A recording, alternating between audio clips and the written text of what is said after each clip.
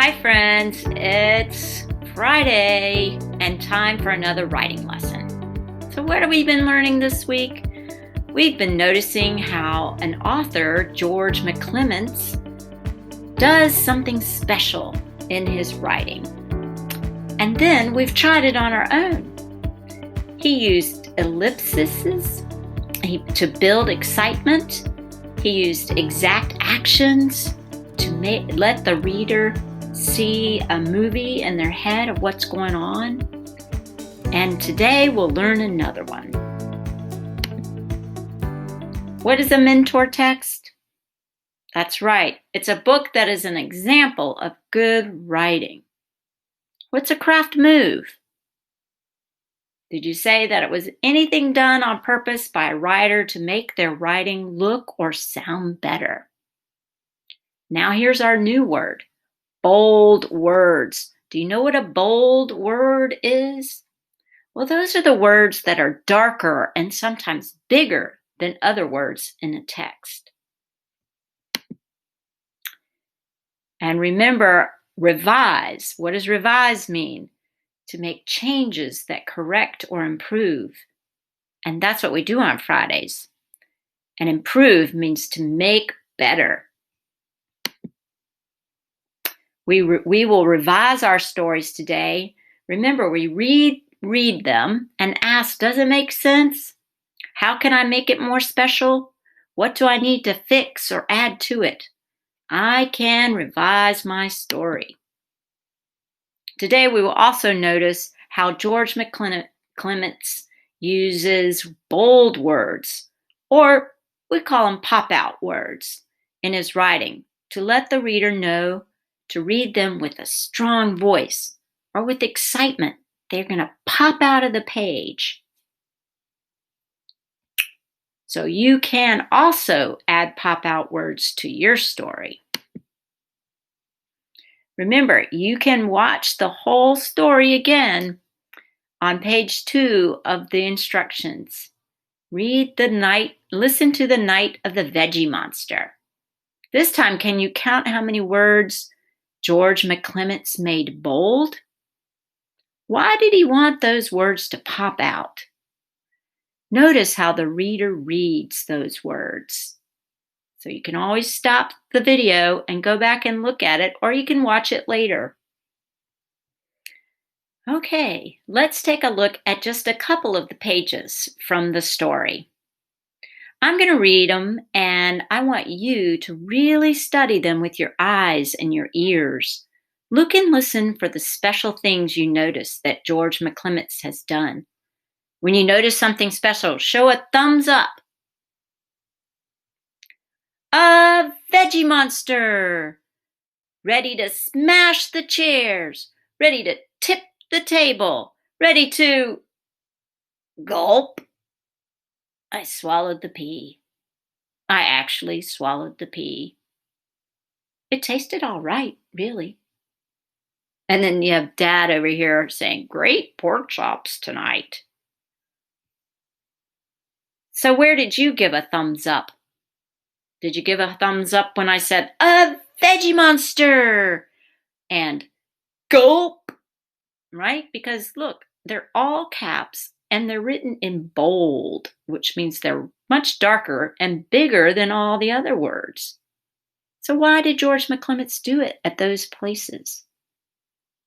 He wanted us. Did you notice how I read it with kind of louder than the other words and with more expression?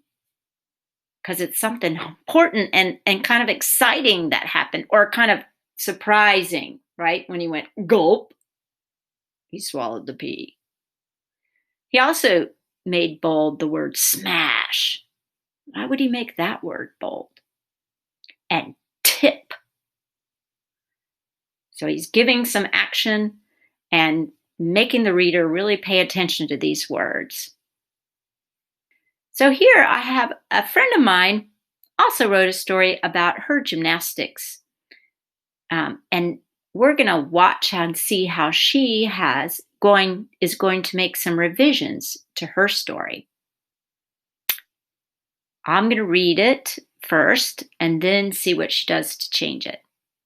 says, one Saturday I was performing with my gymnastics class. It was my turn to do my special move, a front flip. I stood with my toes touching the edge of the mat. Do you see anything that needs to change? Do you see anywhere where she could make her words pop out? Ah, look, she made some changes. Let's see if she found her mistake in this one. One Saturday, I was performing with there were too many my's, so she erased it. Gymnastic class. It was my turn to do my special move, a front flip. Look how she made that pop out. She made it bold so that the reader would read it with a loud voice. I stood with my toes touching the edge of the mat. And there she remembered her period right at the end, which she didn't have before.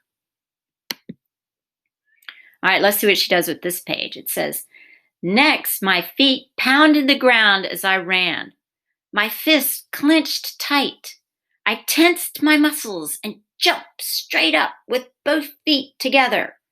My knees tucked up to my chest.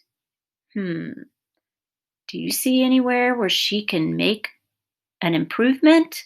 Where can she make pop-out words? Whoa, look what she did. She made this with all caps and she made it bold. So you read it, next my feet pounded the ground as fast as I ran. My fists clenched tight. Where else did she make a change? Oh, right here. She said, my hair took flight. And she even made it kind of sideways so it looks like it's flying up. Then I bent my neck down and rolled my shoulders forward. My entire body was tucked into a little ball. All the while I was spinning in midair. Let's see what she does to fix things or make them pop out. Oh, so she wants us to read this. My entire body was tucked into a little ball all the while I was spinning in midair. Look how she wrote spinning. That's kind of that is an author's craft to kind of make it bend, also to make it have the same motion as the character spinning, and she made it bold. Pretty cool. Last, my body began to straighten. I was falling. I closed my eyes. Finally, I landed on my feet. I threw my arms up and heard a loud cheer. I see one thing she needs to fix here. Let's see if she fixes it. What's she going to make pop out?